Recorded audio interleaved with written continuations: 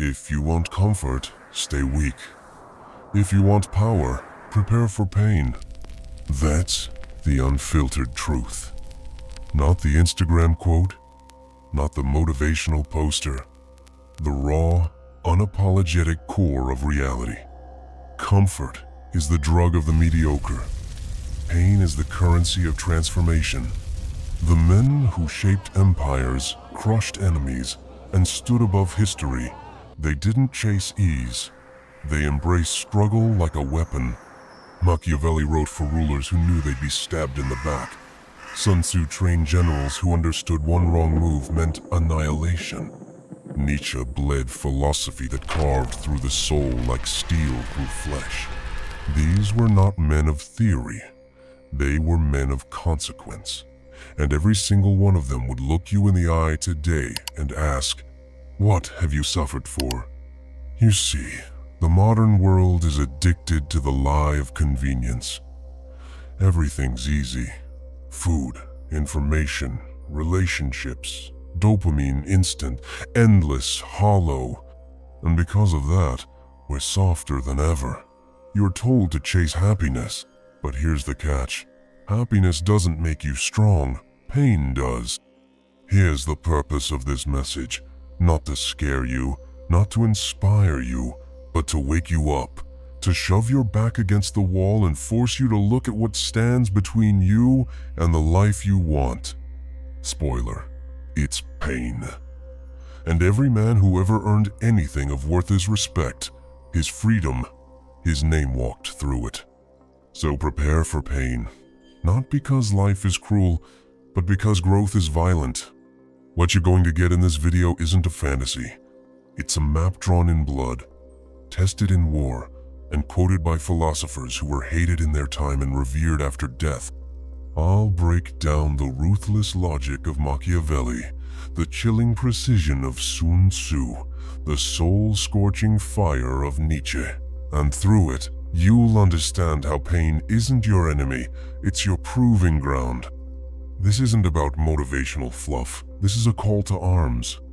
If you resonate with this so far, like and subscribe. Not because I said something nice, but because what's coming next will tear through your excuses like a blade. You'll need every ounce of focus and discipline to handle it. Niccolo Machiavelli didn't write fairy tales. He didn't care about virtue signaling or moral superiority. He wrote for rulers who wanted to survive. He wrote for those who understood that power is not about being loved, it's about not being destroyed. In his masterpiece, The Prince, Machiavelli gives us the harsh blueprint of leadership. And here's the most brutal line that still burns centuries later. It is much safer to be feared than loved. Now ask yourself, do you want to be liked or do you want to win? Because the world doesn't hand out prizes for being a good guy. It rewards those who are effective, those who act when others hesitate, those who do what is necessary even when it burns. Machiavelli understood human nature better than any psychologist. He knew that people are fickle, loyal when it's convenient, grateful until you're no longer useful. Soft power only lasts as long as people feel good. Fear, on the other hand, commands respect when emotions fade. Here's the bitter truth. People follow strength. They submit to dominance.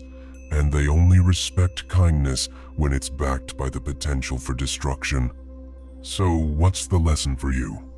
Stop trying to be liked. Start becoming dangerous.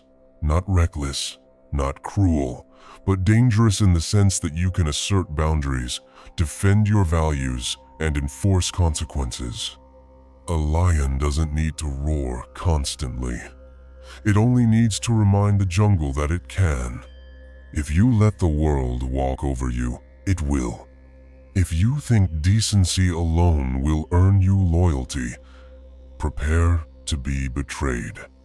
Every powerful figure in history had to make hard choices. Choices that cost them comfort, sometimes even their soul. But they didn't flinch. Machiavelli believed in results, not intentions. And he was right. You can be the kindest person alive, but if you're weak, you'll still be crushed. So what's step 1? Build leverage.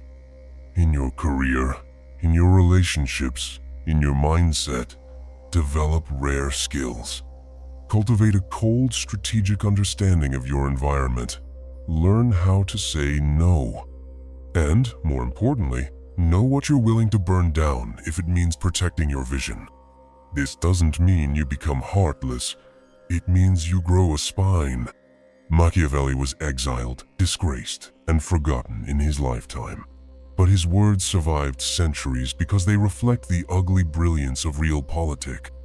And if you're serious about building something that lasts, a career, a name, a legacy, you can't afford to ignore him. Subscribe if this hit you in the chest. Because what's coming next cuts even deeper. We're diving into Sun Tzu, the master of invisible warfare. The man who taught us how to win without fighting, how to dominate without being seen, and how to break your enemy before the battle even begins. The supreme art of war is to subdue the enemy without fighting. That's Sun Tzu, not a warrior with brute strength, but a general with a mind like a blade. His philosophy wasn't about charging headfirst into chaos, it was about control, anticipation, mastery of deception, and psychology. And if you're trying to rise in this world without understanding the game, you'll be crushed by those who do. Sun Tzu's The Art of War is more than military doctrine. It's a code for living strategically, for reading people, for knowing when to strike, when to hold back, and how to destroy your opponent without ever lifting a hand. Modern life is war. Office politics, social manipulation, competition in business, relationships, survival in a collapsing economy. Most people are amateurs in a battlefield ruled by experts. And the first principle Sun Tzu would teach you is this: if you know the enemy and know yourself, you need not fear the result of 100 battles. Here's where most of you fail. You don't know yourself. You lie to yourself about your weaknesses, about your habits, about your ambition, and you don't know your environment. You assume the world is fair, that people will play nice, that intentions matter more than outcomes. They don't. What Sun Tzu shows you is that true power comes from preparation and perception. It's not the loudest man in the room who wins. It's the one who planned 10 moves ahead while everyone else chased noise. It's the man who lets others burn themselves out, then steps over the ashes and claims the throne. So what does this mean for you? Step 2. Master invisibility. Stop advertising your plans. Stop telling people your every move. Operate in silence. Build in the shadows. Become unreadable. Let others assume you're harmless while you sharpen every weapon in private. Success in any field doesn't go to the one who shouts the loudest. It goes to the one who studies the terrain, knows where every mine is buried, and moves through the field like a ghost. Sun Tzu didn't believe in fair fights. He believed in winning before the fight even started. Think about that. In every room you walk into, people are calculating your worth. Not by your words, but by your presence. Do you project clarity or confusion? Power or desperation? Intent or improvisation? Most people walk into life blindfolded, reacting to every jab and distraction. You're not most people. If you're here, you're waking up. And here's another thing Sun Tzu preached. He will win who knows when to fight and when not to fight. You don't fight every battle. You don't respond to every insult. You don't chase every opportunity. You move with precision. You strike when it matters. You conserve energy until the critical moment.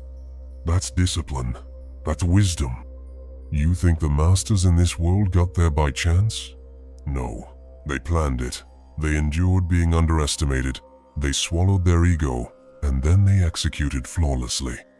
If this hit you harder than most of what you've heard lately, hit the like button, because next, we're unleashing the fire Nietzsche warned you about. The philosopher who said that to become who you truly are, you must be willing to burn everything you were. Get ready for war with your own soul. One must still have chaos in oneself to be able to give birth to a dancing star. Nietzsche didn't write for the faint of heart. He didn't care about society's rules or shallow morality. He wrote for the 1 in 10,000. The rare individual willing to rip apart their illusions and face the abyss, not to fall into it, but to build a bridge across it. He knew the cost of greatness, and he knew the sickness of mediocrity, that slow, creeping death of potential, the soft decay that eats at men who never step into their own becoming. He who has a why to live can bear almost anyhow. There it is. Your pain has no purpose, because your life has no why. And that's why you suffer in circles. Nietzsche doesn't offer comfort. He offers confrontation with your fear, your cowardice, your laziness. He dares you to look inward and ask, what are you really made of? The truth is this: most people run from pain because they don't understand it. They think suffering is punishment, but Nietzsche knew better. Pain is refinement. It's the fire that purifies, the hammer that shapes the soul. Step 3. Seek your suffering. That's right. Don't run, don't numb, don't pretend. Go toward the thing that terrifies you, the failure you dread, the discipline you avoid, the truth you've been hiding from.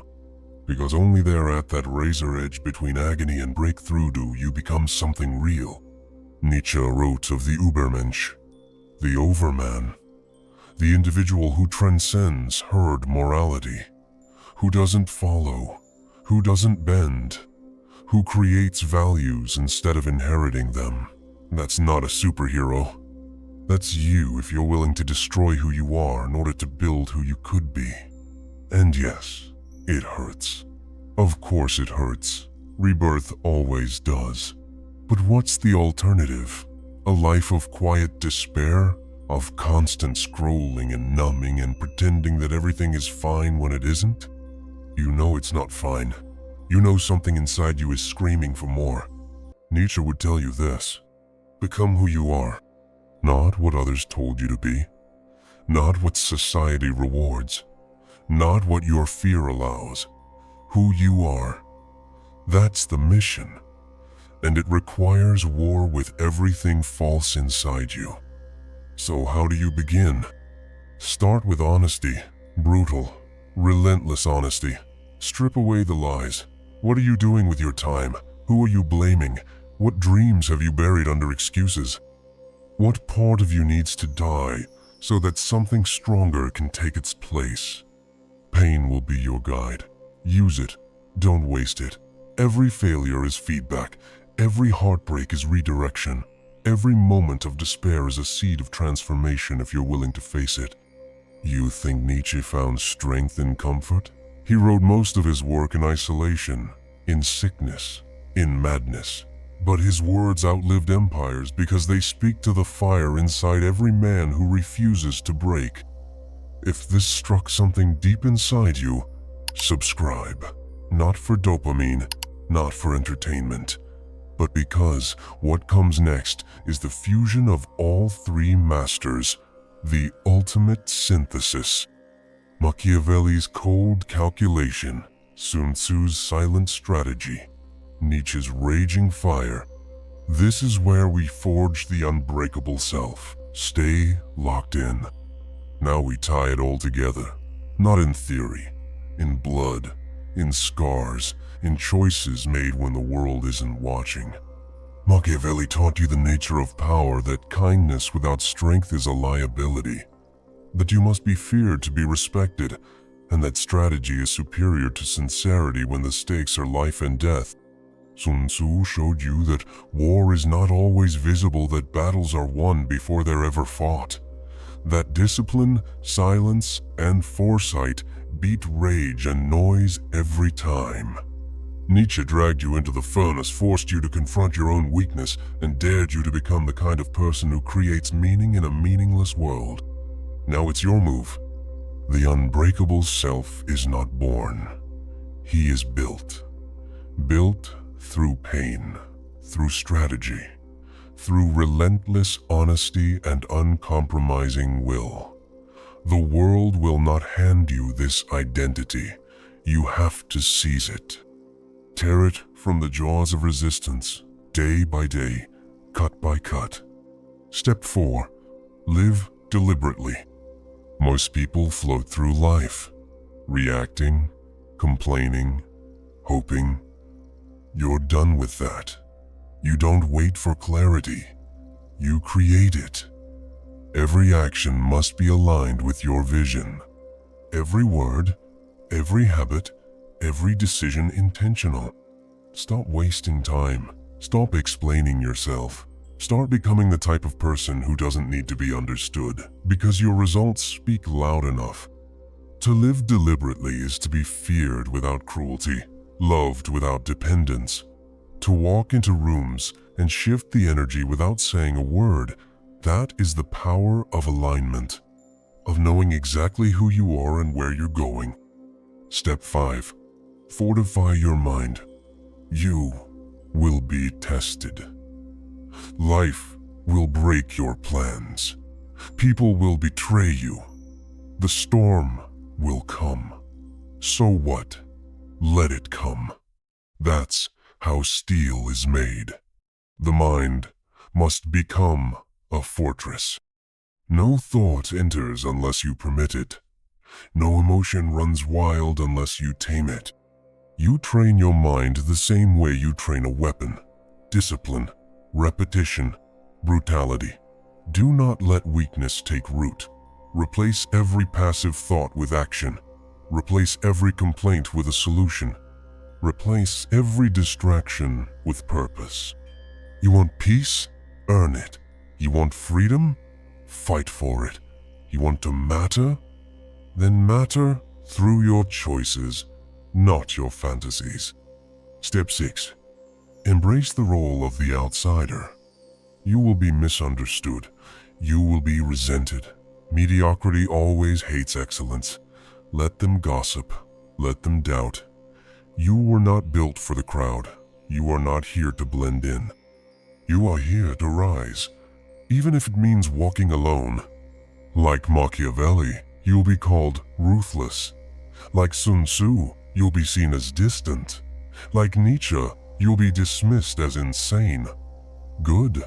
That means you're on the right path. If they don't misunderstand you, you're not thinking big enough. The world wants predictable men. Men who bow, who shrink, who compromise. You are not one of them. You are not meant to be soft. You are not meant to settle. You are not meant to be average. You are meant to conquer. Internally first, then externally. And that path runs straight through pain. So, prepare. Prepare for pain, not as punishment, but as the crucible of your becoming. If this entire message hit you like truth should, raw, sharp, undeniable, then subscribe. This is not entertainment. This is war. With yourself, with the false world, with the chains that still cling to your potential. Next, we're going deeper into the tactics, how to craft the daily rituals, the mindset shifts, the psychological warfare you need to dominate in every arena. You don't rise by accident. You rise by design. Talk is cheap. Motivation is fleeting. Pain is permanent. But so is transformation if you make it so. The difference between the man you are and the man you want to be isn't luck. It's routine. It's mindset. It's execution. This is where the rubber meets the road, where theories become action, where the echoes of Machiavelli, Sun Tzu, and Nietzsche are turned into blood and bone.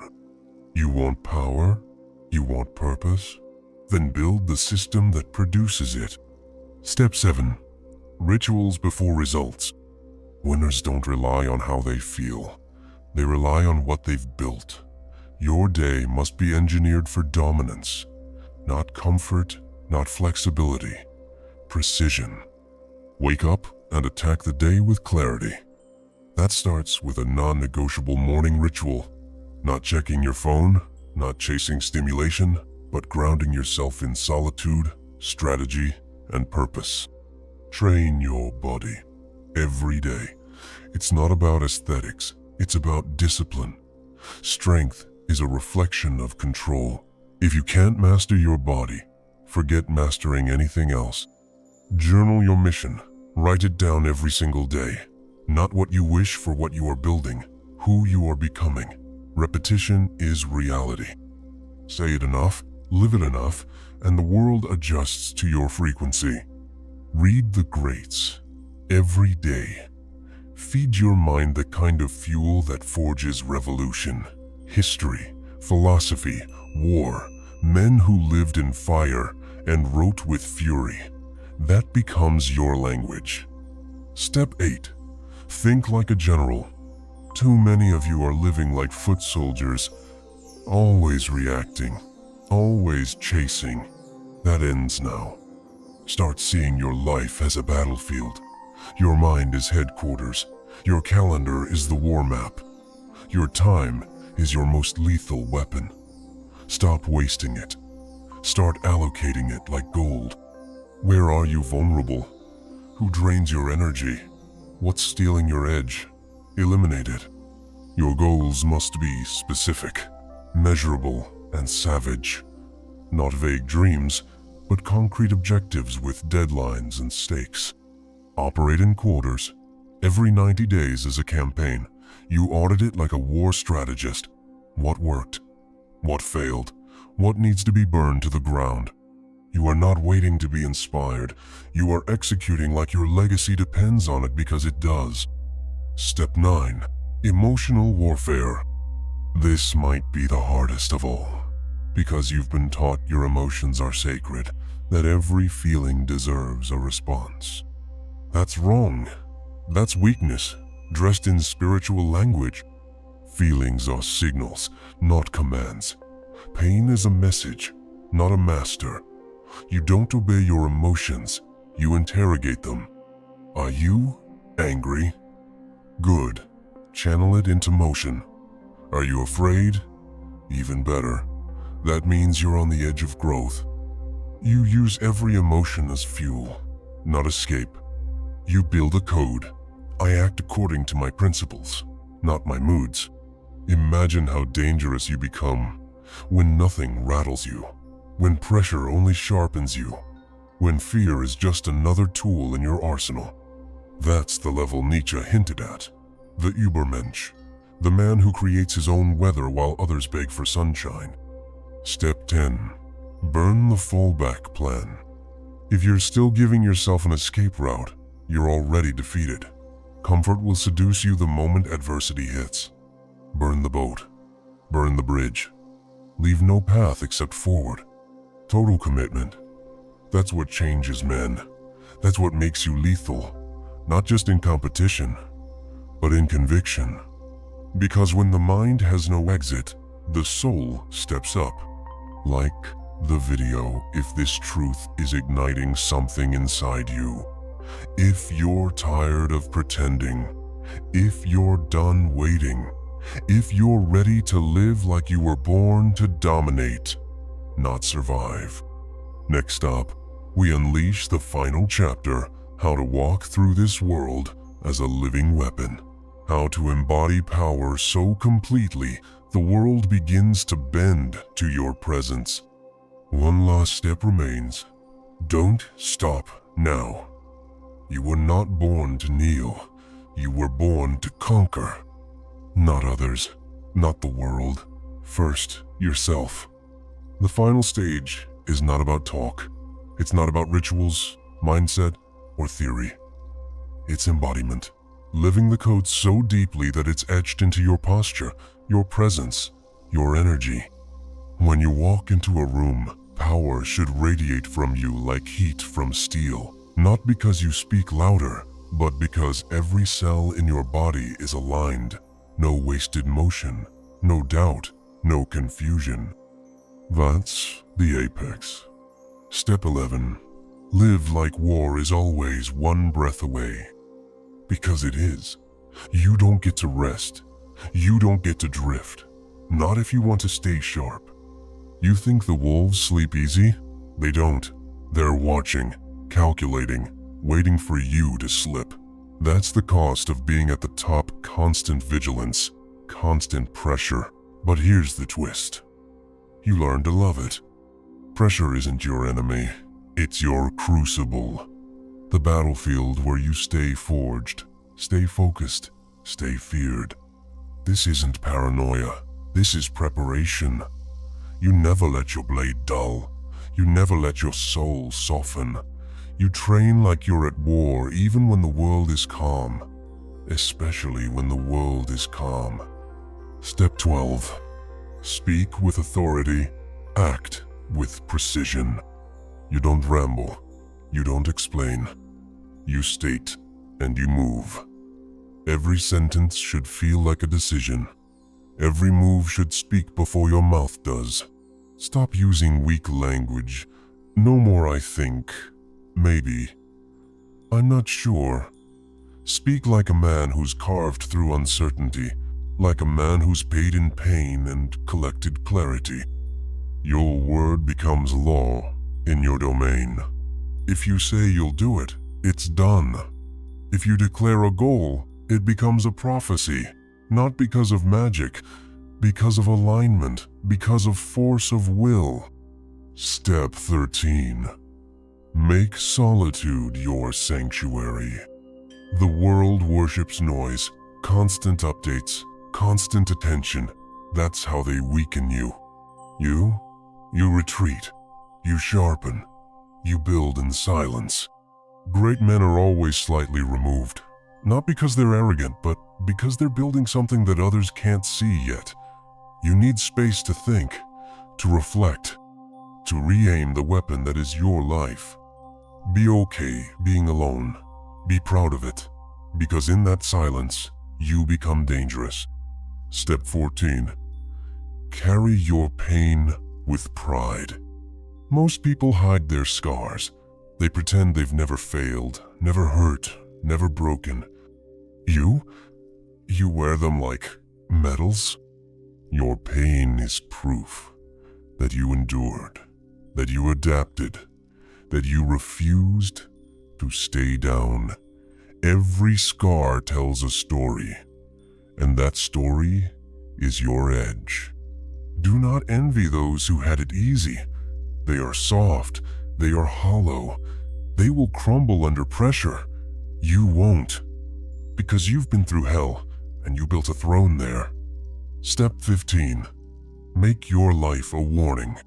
Let your existence be a message to every excuse-making, comfort-chasing, fear-filled version of your past self, and to every other man who watches from the sidelines. Show them what happens when a man stops pretending, when he stops waiting, when he starts owning every second of his existence. Let your success scream. Let your focus intimidate. Let your discipline shame the mediocre. You don't need to talk about what you're building. Let the results do the talking. Let your life be undeniable. Now listen carefully. If you made it here, subscribe. Not for me, for you. Because this is not the end. This is the beginning of your warpath. You've got the blueprint, the cold strategy of Machiavelli, the invisible warfare of Sun Tzu, the soul-scorching fire of Nietzsche. Now live it, every day, without compromise, without apology. Prepare for pain, rise from it, and never go back.